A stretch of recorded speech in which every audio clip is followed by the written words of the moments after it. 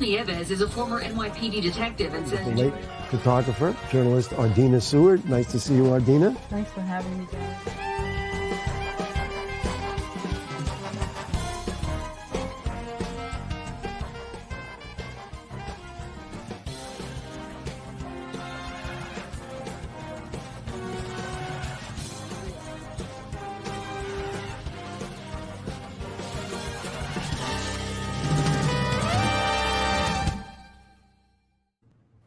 And there you have it, folks. Welcome to another episode of Your Pet Detective.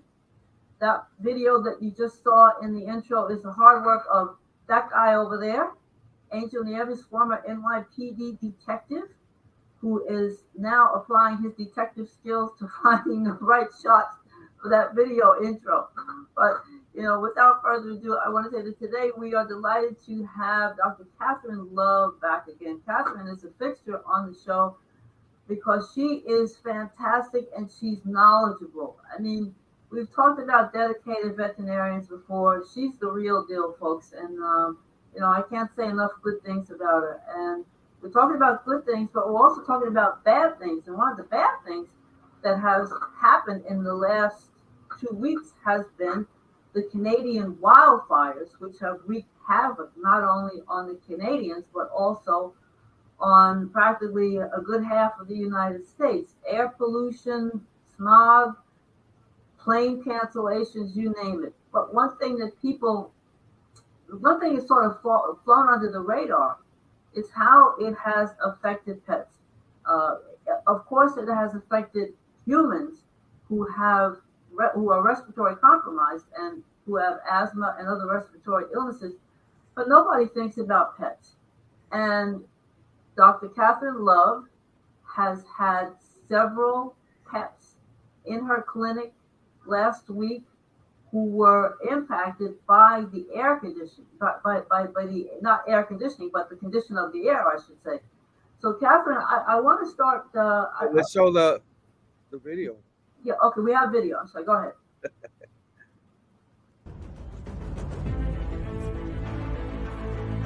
The smoke, the result of more than 400 wildfires burning thousands of kilometres across the border.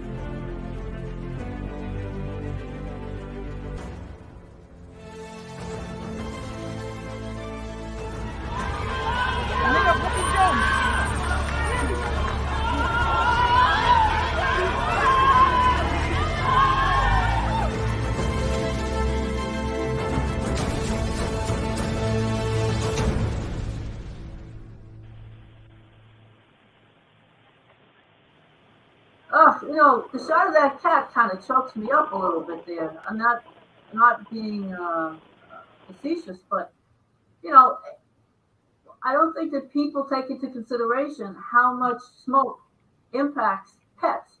So, Catherine, let's talk about the pets that came into your clinic last week that had issues with the smoke from those wildfires.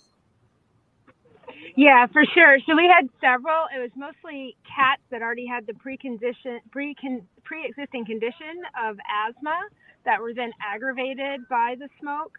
We had a few dogs that had no prior known respiratory disease that would come in because they were experienced like a bronchitis, and that's usually from irritation, environmental. It can be from all types of fumes. But those were the majority of our respiratory animals. Luckily for them, we did just, I can't use my headphones. Okay, sorry. Yeah. So most of those were just from the irritation of the smoke itself, and we were able to use steroids and things to comfort them. So that was good. Steroids. Wow. So this is it. This is not something that is just an issue of a dog wheezing. It's a real issue. My cat, who has allergies anyway, was sneezing for 2 days. It wasn't severe enough for me to have to take it to the vet, but I noticed the impact that it had on her. Now, is there a way to? This is going to happen again. Apparently, the Canadian wildfire smoke is not done. according to the meteorologist, it's supposed to circle back at some point. You don't know when it's going to come back and impact the same areas that it just left. But let's face it, it's going to happen again. What can be done to protect our pets? Unfortunately, when it's in the environment like that, there's not a lot to be done. If you know that you have an asthmatic patient or an allergic patient, having those rescue meds available, so it's usually albuterol inhalers, or at least having an action plan together with your primary care veterinarian is a good start. But sometimes if the inflammation gets too bad, you're really stuck to relying on oxygen. And then where we come in as an emergency clinic is we can give them that respiratory support while we're waiting for the condition to reside on its or resolve. We've lost you there for a second. I know you're signing back on, but is there a way? Are there masks for pets? Is there a way to put a barrier between the pets and the air? Can we get masks for them? And I mean, most of these animals were in air-conditioned apartments, but it's still going to get inside the apartment.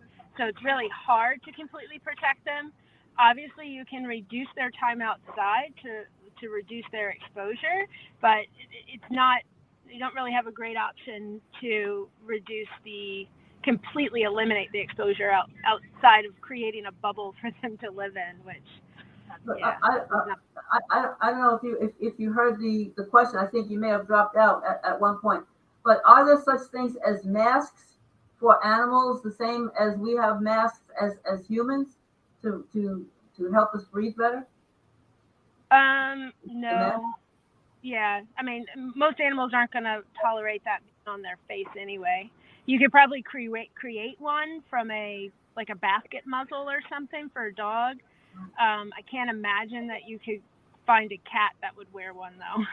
So yeah, we have oxygen masks. So those are masks that we provide oxygen in, but it's not something they could. What animals are the most vulnerable? I know Angel has talked about birds before and how birds smoke can be fatal to birds in minimal conditions.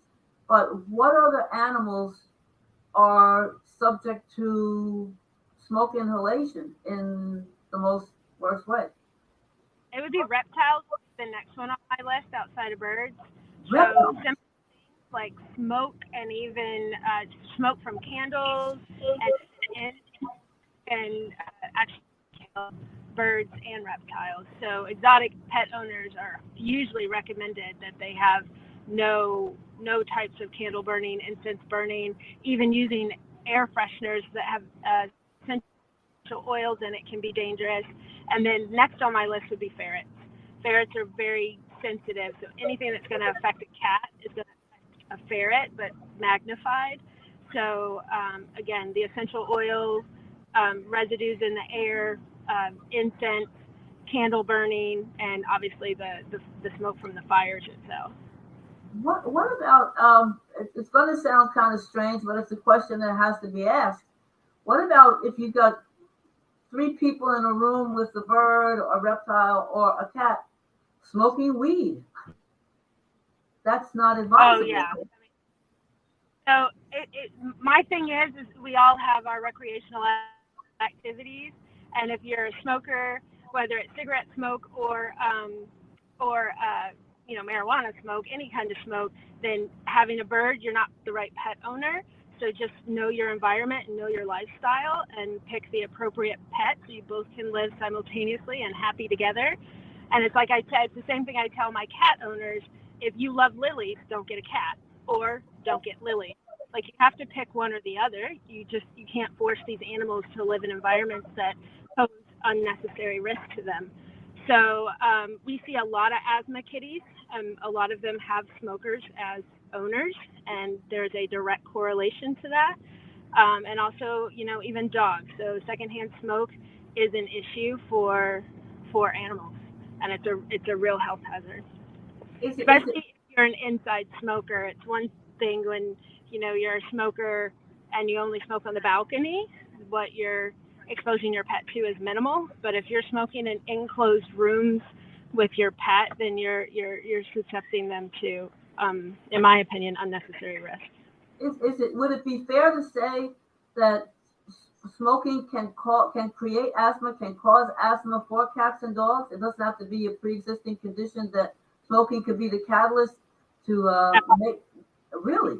I mean, by definition, asthma is a bronchitis, and asthma so the actual medical asthma is either eosinophilic or exercise induced, but to have asthma-like symptoms, technically you just have bronchitis, right? So you can have environmentally induced bronchitis, which is just as deadly as quote unquote asthma. So essentially, from a layman's perspective, I mean, I'm being very, semantic here by defining asthma, but yes, essentially it is asthma. So asthma is a bronchitis. It's just a genetically inherited bronchitis. And then when you have allergic bronchitis, it's very similar symptoms and same pathology as asthma, and the same thing for having the irritation from environmental components can cause that same bronchitis. Wow. Angel, you had some questions. Yeah. Now we know about the smoke in the city, right? So we already spoke about that, but I'm talking about now the smoke like a fire. Oh, there she goes again. Oh, she'll be back. But we can discuss it. You and I. Right. So we're talking about the fire. Yeah. Like not even a fire, smoking like you're cooking and a lot of smoke. There's a fire and the firemen come. What is the? I mean, what I'm trying to say is, what is the best thing for us to do with the animals in those kind of situations? People panic. People have the gates closed on the animals that they can't get out. Like the cage. What's the best thing for them? So, I mean, I always tell people, I get this question in general about any type of emergency. If you treat your pet like you would treat your child, you're probably making good decisions. So if you're going to lock your kid in a room in a fire, probably not a good decision. To lock your animal in a cage during a fire, probably not a good decision. Even if you have to search for them, if they, get loose, that you're searching for a live animal as opposed to trapping an animal in a situation where they are definitely going to die. For emergency situations, we're talking about escaping from an unplanned house fire, for example.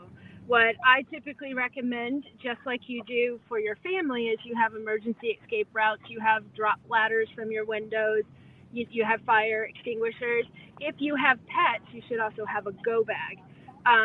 For cats and animals that are hard to get in cages, having a pillowcase, and in an emergency, if you wet that pillowcase and put them in a wet pillowcase, you protect them from the smoke, and then you can run out of the house with them. So I typically say have, a carrier, if you can, with a day's worth of food, your basic supplies that you need, a copy of your medical records. Now everything's electronic, that's less important.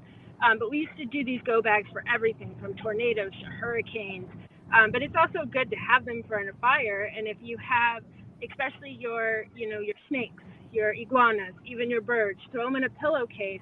They're safe. There's nothing, hurting their wings, or they can flop around, but they're safe. And if it's wet, you're also protecting them from inhaling the smoke. So that's a good emergency quick fix. Not so easy with a giant breed dog. Like I have a 150-pound dog who gets scared and likes to lay down. So, I just have to kind of figure it out as I go along. But if you can kind of plan for an emergency option when you have, before it happens, and then you have your system and something prepared and ready to go, then you're ahead of the game, so to speak. Just to reiterate, I mean, I hate to keep harping on the bird issue, but is it fair to say that you are advising people who have birds not to even burn wax candles in their Correct. homes. Correct. No form of smoke whatsoever, because birds tend to be more sensitive to it. Okay, now moving on. I'm sorry. Kill a bird. Okay, now moving on from that, if or not if, but when this smoke residue winds its way back to the East Coast and other parts of the United States, at what point would you take your pet to the vet? What signs does that dog, cat, bird, snake have to exhibit where you say, okay, I got to take this dog, I got to take it to a vet now? It's like, so one of the first signs we see, especially with respiratory, is going to be exercise intolerance. So they just don't make their walk, right? Normally they'll go around the block, they only make it halfway around the block, and they want to lay down. Increased respiration. So if you watch your dog breathe and you count how many times his chest goes up and down in 6 seconds, multiply that by 10. If it's more than 60, then it's an emergency, right? If they are open mouth breathing and look in distress, for cats, open mouth breathing is always an emergency. Cats do not pant. Rarely will they pant when they are stressed, but it's very transient and short-lived. Any animal, especially, well, not any animal, any cat that's panting more than, a few minutes after being stressed out is not healthy and needs to go to a vet. Anytime their tongue appears purple or instead of pink, that is definitely a immediate life-threatening emergency. Other things that are more subtle, so we talked about exercise intolerance, is one of the first things we see. Sneezing, animals that don't sneeze, like I've never heard my animal sneeze and all of a sudden he's sneezing, that would be, okay, maybe this is the smoke. Anything that makes them not want to eat. So when people call and say, I don't know if I should come into the vet, the first thing I ask, are they eating, drinking, pooping, peeing, right? So these are things bodies do when they're resting, relaxed, and feeling healthy. They're going to have normal digestion, normal appetite, and they're going to be drinking normal amounts. Anytime those things are either pooping too much, drinking too much, they're not pooping at all, not drinking at all, not eating, those are things that need to be addressed by a veterinarian. And then specifically to respiratory, again, it's going to be lethargy, so being really exhausted, exercise intolerance, not being able to handle their normal activity level, and then coughing, sneezing. A lot of people will come in because they think their animal is vomiting, and a lot of times it's coughing. So when you're vomiting up something clear and foamy, that's probably not coming from the stomach. Even if there's no food, the stomach acid is yellow, right? So if your pet is quote unquote gagging up something and you can't tell if it's a cough or a vomit, the one kind of differentiating factor is if it's not yellow, it's probably not the stomach. So then I would be worried that they're having what we call a productive cough. What happens, for example, cats have hairballs all the time. So how do you distinguish between a normal hairball and something that's more that's worse? Because if you don't see the hairball come up and it persists for more than a certain amount of time and there's other symptoms there, then it's probably not a hairball.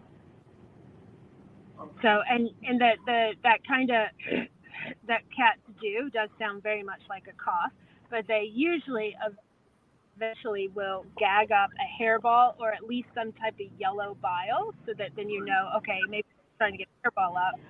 But if that behavior persists more than, I would say, 12 hours with no other symptoms, then I'd probably just take them to the vet and make sure. If there are other symptoms involved, I wouldn't even wait, because then we're dealing with coughing. Okay. Now, in the back of my mind, I'm thinking that there are people who would argue in regards to the smoke. Well, I know that there may be smoke in the house, but I have an air conditioner, I have an air purifier, that should mitigate any of the pollutants that are in the air. Okay, is that true or false? Depends. It depends on the air exchange that your air conditioner has. It depends on how clean your air ducts are. It depends on how clean and what quality of air filter you have in your intake valve or intake thingies. I'm not an AC guy, I don't know what it's called. And then if you have an air purifier, that was actually one thing I was going to bring up before we finish. When the smoke and fumes come back, that's one of the best ways to handle it, right? So we can't stop the smoke from coming in, but we can try to remove it from the air. Having a really high quality air purifier that is doing the air exchanges that you need for the square footage that you have, right? So you can have a great air purifier, but if it's not big enough, you're not going to get the exchange rate you need, and that's what's important. So making sure that you have appropriate sized air filter for the square footage of your room is ideal. So making sure you read the box, even if you go to Lowe's or Home Depot, ask questions, making sure that you're investing in the right piece of a material. And especially if you have a bird, keeping it isolated into one room where the windows are stayed closed. You can buy those winter seals to put around the windows. That will help keep out even more air from leaking in. And then putting the air purifier just in that room, and you can put. Okay, we've lost you again. I know you're gonna come back on. You'll relog on, but I want to ask about. Okay, you're back there. Before that, the thing about the AC. I have an AC at home. I have central air. It covers my 4 floors. And what I did before that, I brought brand new doors because my doors, they looked right through. You could smell anything. So they were like 60 years old. So I brought brand new doors, which are costly. And then I did a maintenance on my AC, my central air. And I did just like you say, ask questions. Yeah. It's better to ask a stupid question as long as, it's covering what you're thinking. And I asked the guy, I said, listen, I have AC and we had a problem with the smoke with Canada. Does the air come from outside in? He said, no, the system you have is only inside. It doesn't come out from the outside, which is excellent. Yeah. And he says, and the system that I have, it's like the one in the hospital that has electric. So all the germs go through the filter and it kills it right there. You could hit, it makes a noise. It goes through there, which is more expensive. So it's more clean in my house for my kids. Right. My kids, my daughters, and for the animals. But the thing is that a lot of people can't. Well, and a lot of people have window units, which window units can actually, unfortunately, you're kind of at a catch-22 because you want cooler air because that's better for the respiration. But then you have air conditioners that are bringing dirty air in from the outside, cooling it and probably not filtering it and then blowing it into your house. Right. So if you have a bird, again, birds don't mind being a little warmer. Most of them are tropical. So I would close them off in a room, make sure that you have some type of air purifier in the room with them that also humidifies because you don't want to get too humid. But that way you're at least keeping the air in their room as pure as possible. Now, for dogs, because you're going to have to walk the dogs outside. The cats can stay inside. But does that mean that you have to shorten the dog's walk every day and perhaps use shorter walks? In other words, if you walk your dog for a half an hour or 20 or even 20 minutes, is it better to walk that dog for 10 minutes to shorten his exposure outside and then walk another 10 minutes? I would say in those situations, you go outside, go to the bathroom, and go back into the house. You can up his exercise later, but especially those pictures. So I came into New York right after that, and all the orange was gone. But I'm an asthmatic, and I could feel it in my lungs. And because I'm coming from Arkansas, I knew about it, but I hadn't really processed it, and I didn't bring masks. And I have about a 10-minute walk from the hotel I usually stay at to the ER. And I felt it. Like I was immediately tight and coughing up. So, even if you can't see it, doesn't mean it's not there. And then limiting the time they're out there since they can't wear masks to as short as possible. So get them out, go to the bathroom, go back inside. If they can use wee-wee pads, stay in the house. If they're not wee pad trained or they're big dogs, okay, take them outside. But it's going to be the same way when we do post-surgery reports or recommendations, and we're like, just go outside, go to the bathroom, short leash walks, and go back inside. So it would be the same thing until the air quality is improved. And this is something, LA deals with all the time because of the smoke, but all their forest fires, but also just from the smog in general. So you'll get smog alerts where they'll even tell asthmatic humans to stay inside. So at least temporarily, I think New York's going to have to do the same thing for their people and their pets. Well, I didn't know that. You just brought something to mind that perhaps this is a moment to advocate for pet alert, because we always could see signs for animal alert for human alerts and that the air is bad, but I've yet to see an alert that says keep your pets inside. If it exists, then somebody let us know, but I don't think that either of us have seen that. Am I correct here? If you don't answer that, nobody has seen it. We're getting towards the end of our show, but I want to ask you one other question, Catherine. Is it advisable to keep asthma inhalers on hand? God willing, you may never have to use it for your dog, but is it good just to have one handy just in case? Not without being an asthmatic. So albuterol can be dangerous to animals that don't need it, right? It can cause seizures. It can cause low blood sugar. We don't want to expose an animal unnecessarily to albuterol if they don't need it. If you have an asthmatic cat, your veterinarian should have already given you a prescription for albuterol. And then, yes, that is important to keep around. But it's still also important to only use it appropriately, because you can do more good than harm by giving it more than recommended. So if you have an asthmatic kitty, I deal with this with my daughter too, because she's an asthmatic, but there's times when I've given her as much albuterol as I can give her for her age, and then we have to go to the doctor. And it's the same with animals. So if you've maxed out what you can give from albuterol to your cat, it's time to go to the vet. But I would not recommend keeping medications that may not be indicated, because it's not the same type of, yes, we probably do give every pet that comes in with some type of smoke inhalation a bronchodilator, but it's not always albuterol, right? So the indication is so varied from case to case that it would be it wouldn't be a good choice to just randomly use albuterol in an animal that hasn't been diagnosed as needing it. Okay, and as an FYI, I'm told by a pediatrician friend 2 days ago that there is an albuterol shortage in New York. So, it's not the end of the world, but it just goes to show you that this is a lot more serious than people think. And that brings us to the end of... things like that.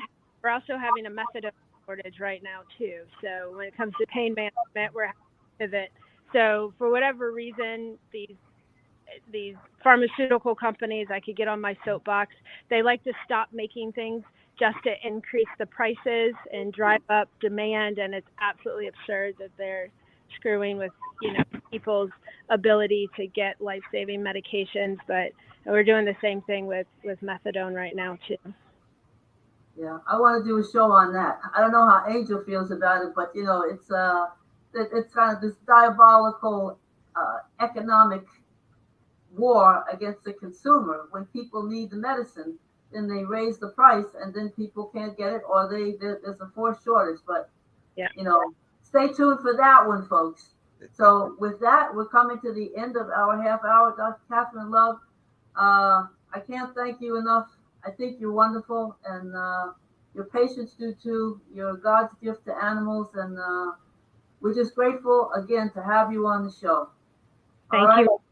My buddy over here, take us away. Yes, hello, Catherine. Thank you. I mean, you come from all the way down west, all the way to New York, and spend your time in the ERs of Manhattan and Brooklyn, and wherever they need you to help these animals. And you're very special. You know that. You know, I always see you. It's very special. But I also want to give a little tips. If you have if you have a security company to take care of your house, like an alarm system, you call them and you tell them and say, listen, I have an animal at home.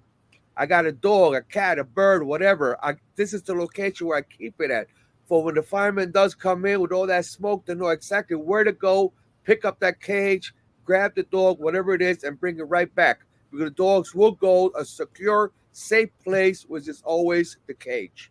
Yeah. Okay? And also, I want you guys to know, go to the fire department. See if they have these masks for the animals. If they do have the mask, excellent. If they don't, we're not sponsoring these people, but there is a company, which is in the bottom there, Bed Oxygen Mask. This is them right here. This is the mask right here.